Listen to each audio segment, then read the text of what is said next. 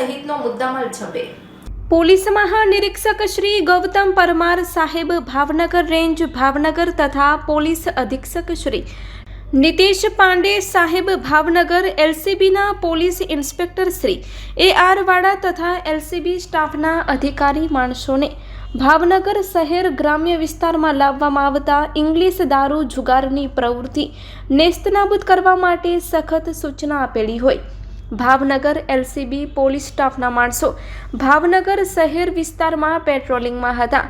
તે સમય દરમિયાન બાતમી મળી હતી કે સંજય ઉર્ફે ભોલુ શામજીભાઈ જાદવ રહેવાસી plot number C2407 Satyanarayan society KPES school પાછળ ભાવનગર વાળાઓએ તેના કબજા ભોગવટાના રહેણાંક મકાનને ભારતીય બનાવટનો ઇંગ્લિશ દારૂનો જથ્થો રાખી વેચાણ કરે છે, જે બાતમી આધારે રેડ કરતા માણસ હાજર મળી આવ્યો ન હતો। તેના રહેણાંક મકાનમાંથી ભારતીય બનાવટનો ઇંગ્લિશ દારૂ બિયરનો જથ્થો મળી આવ્યો હતો, જેથી તેના વિરુદ્ધ ભાવનગર નીલમબાગ પોલીસ સ્ટેશનમાં પ્રોહિબિશનની અલગ અલગ કલમો હેઠળ ગુનો દાખલ કરી આગળની કાર્યવાહી હાથ ધરવામાં આવી છે।